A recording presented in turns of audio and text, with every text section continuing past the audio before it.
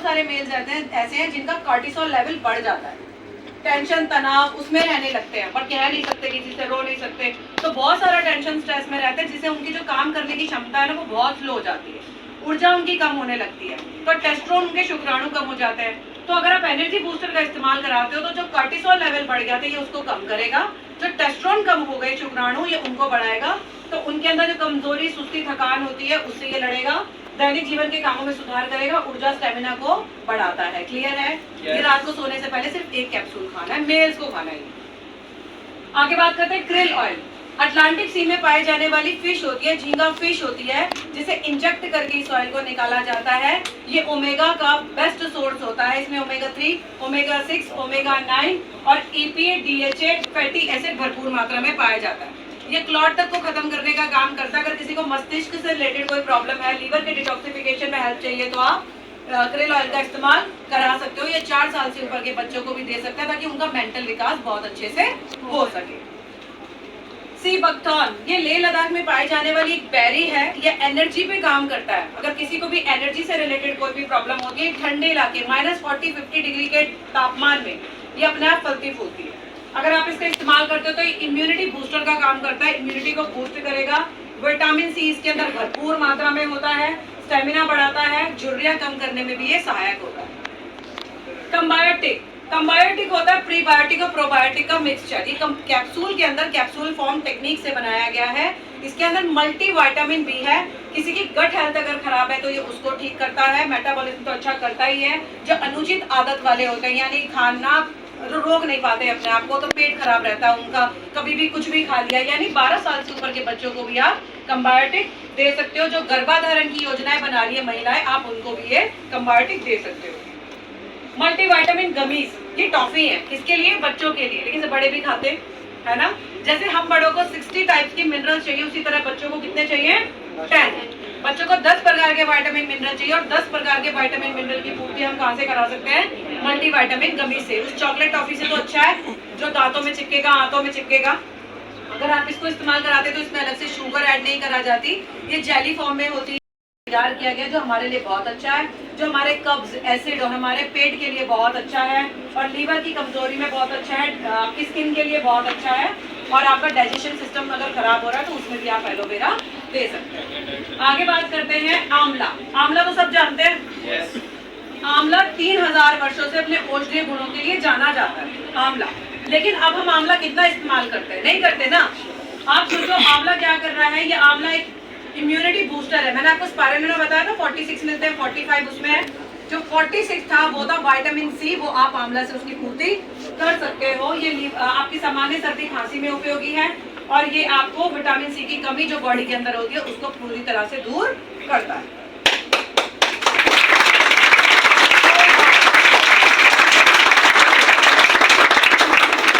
तो हाँ, दिल की बात, दिल सबके पास है। yes. चलो, दिल तो सबके पास है, लेकिन दिल भी चीख चीख के कुछ कहता है कि मेरा ध्यान रखो। आज हम अपने दिल को स्वस्थ रखने के लिए क्या करते हैं? दिल हमारी बॉडी का ऐसा ऑर्गन होता है कि वो 24 घंटे धड़कता है, 24 घंटे रेस्ट नहीं करता। अगर वो बोले कि मैं बहुत थक गया हूँ, मुझे रेस्ट करना है, तो पार्टी ठीक है, तो वो यही करता है कि 13 दिन बाद पार्टी, ये सुना है। ठीक, तो अब अगर हार्ट की बात करते हैं तो इतनी सारी चीजें, इतना सारा स्ट्रेस हम अपने हार्ट को दे रहे हैं। हमारे बैग में टिफिन है लेकिन खाएंगे हम बाहर से, ये है ना। अब हार्ट को ठीक रखने के लिए आप सोचो, आपकी बॉडी में, आपके हार्ट में जो स्टंट डल रहे हैं, जो कोलेस्ट्रॉल बढ़ रहा है उसी की वजह से।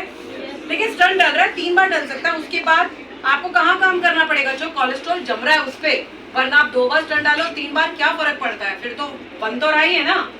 तो आपको अगर अपने दिल को बचाना है तो उसके लिए हमारे पास पहला प्रोडक्ट है फ्लैक्स ऑयल। ये अलसी पीसी का तेल होता है, साथ में विटामिन ई कोलाज करके इसको तैयार किया गया है। ये आपकी नसों में बनने वाला जो बैड कोलेस्ट्रॉल होता है, ये उसको खत्म करने का काम करता है, जिससे हार्ट के स्ट्रोक से रोका जा सकता है, पैरालाइज के स्ट्रोक से रोका जा सकता है। अगर आपको हाई बीपी का प्रॉब्लम है तो आप फ्लैक्स ऑयल ले सकते हो।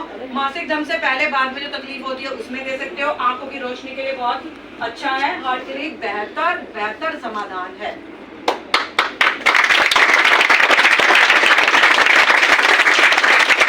ओमेगा 3, ओमेगा 6 भरपूर मात्रा में होता है। अब बात करते हैं कोएंजाइम Q10 की। कोएंजाइम क्या है? ये एक ऐसा एंजाइम है जो हम सबकी बॉडी में 30 तक नेचुरल तरीके से बनता है। लेकिन 30 के बाद क्या होता है, धीरे धीरे बनना कम हो जाता है। इसको इस चीज से समझ सकते हैं कि 20 साल के व्यक्ति को दौड़ाओ या 40 साल के व्यक्ति को दौड़ाओ तो जीतेगा कौन, 20 साल का ना, क्योंकि उसके अंदर अभी कोएंजाइम है। लेकिन 30 जो 40 का उसके अंदर धीरे धीरे बनना कम हो रहा है, तो उसकी एनर्जी डाउन हो रही है। ये चार्जर होता है हमारी पूरी बॉडी का, सारे ऑर्गन्स को चार्ज करने का ऐसा एंजाइम होता है और इसे आपको बाहर के सोर्स से लेना ही पड़ता है। ये आपकी बॉडी 30 के बाद तो कम ही कर देगी। तो अब ये बेहतर एंटीऑक्सीडेंट है, ब्लड प्रेशर को कम करने में सहायक है। अगला प्रोडक्ट है हमारा एलार्जिनाइन। बहुत सारे लोगों ने इसका इस्तेमाल किया होगा। एलार्जिनाइन करता क्या है, ये नसों पे काम करता है, आपकी नसों को लचीला बनाता है। जब कोलेस्ट्रॉल आपकी नसों में जम जाता है, आपकी नसें पतली हो जाती हैं, तो ब्लड के बहने की जगह कम हो जाती है। जब ब्लड के बहने की जगह कम हो जाती है तो आपका ब्लड प्रेशर नेचुरली बढ़ जाता है। तो ये आपकी नसों को उस समय पर खोलने में तकलीफ होती है ना, लेकिन उसी चीज को जब लचीला कर देते हो तो इजीली मूव किया जा सकता है। तो ये आपकी नसों को लचीला बनाएगा, आपकी उम्र की बढ़ने की प्रक्रिया को धीमा करता है, आपके कोलेस्ट्रॉल को कम करता है, लीवर के डिटॉक्सिफिकेशन में मदद करता है। जॉइंट्स एंड बोन्स है, हड्डियां, हम सबकी बॉडी में एक इम्पोर्टेंट अंग होता है। क्या होता है, एक स्ट्रक्चर है, क्या है, हड्डियां। आप सोच के देखो, अगर आपकी बॉडी के पूरे स्ट्रक्चर में कोई एक हड्डी टूट जाती है तो आपको तकलीफ होती है, आपके बहुत सारे काम रुक सकते हैं। इसको मैं इसी चीज से कहती हूँ, अगर मैं जिस हाथ से लिखती हूँ और मैं टॉप कर रही हूँ और उसी हाथ की मेरी उंगली की हड्डी टूट जाए तो मेरे लिए लिखना मुश्किल हो जाएगा, मैं टॉपर रहूंगी क्या? नहीं। अब बात करते हैं उनको कैसे किया जाए। 30 के बाद जैसे हमारी बॉडी से एंजाइम कम हो रहा है, 30 के बाद हमारी बॉडी से बहुत सारी चीजें कम होती है, बुढ़े होने लगते हैं ना धीरे धीरे। उसी तरह से कैल्शियम हमारी बॉडी में कम होने लगता है, स्पेशली फीमेल्स में। एक बच्चे को जन्म देने में पूरा पोषण उसको अपनी बॉडी से तो देना पड़ता है, तो ऐसे में हड्डियों का बड़ा ध्यान रखना चाहिए।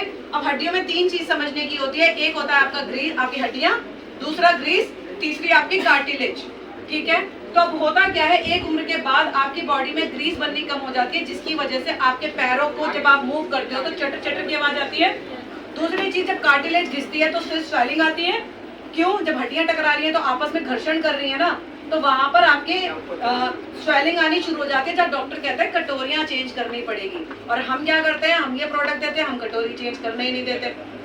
ठीक, तो ऐसे में हमारे पास पहला प्रोडक्ट है ग्लूकोजामिन। ग्लूकोजामिन क्या कर रहा है, जो कार्टिलेज घिस गया है उसको पुनर्जीवित करता है, आपकी जो मौजूदा कार्टिलेज है उसकी सुरक्षा करता है, ग्रीस बनाने में मदद करता है, जोड़ों के लुब्रिकेशन में, चिकनाई में मदद करता है, दर्द और सूजन को कम करता है। अगला प्रोडक्ट है कैल्शियम। कैल्शियम तो चाहिए, है ना। अगर आपकी हड्डियां कमजोर हैं, 2 तरह की बीमारी लगती है, ऑस्टियोपोरोसिस और आर्थराइटिस, यानी हड्डियों का खोखलापन, है ना, और आपकी हड्डियों में सूजन, जोड़ों में सूजन, ये 2 बीमारियां होती हैं। अगर आपको हड्डियों को मजबूती देनी है तो आप कैल्शियम दे सकते हो, लेकिन ध्यान रखिए बाहर से जो कैल्शियम आप लेते हो उसमें सोडियम होता है, फास्फोरस होता है, जिस वजह से डॉक्टर भी सलाह देते हैं महीने के बाद नहीं खानी है, नहीं तो वो क्या करता है, पथरी बनाता है। लेकिन हमारे कैल्शियम में ऑलरेडी विटामिन डी होता है, जिसकी वजह से इजीली एब्जॉर्ब होता है। मैंने सबलिंगुअल के टाइम पे आपको बताया था कि विटामिन डी एब्जॉर्ब करता है उसी कैल्शियम को, तो आपको इजीली क्या है, ये जमता नहीं। आप 6 महीने खाओ या 6 साल, आपको कभी पथरी नहीं बनेगी, आर्टरीज में कभी जमा नहीं होगा।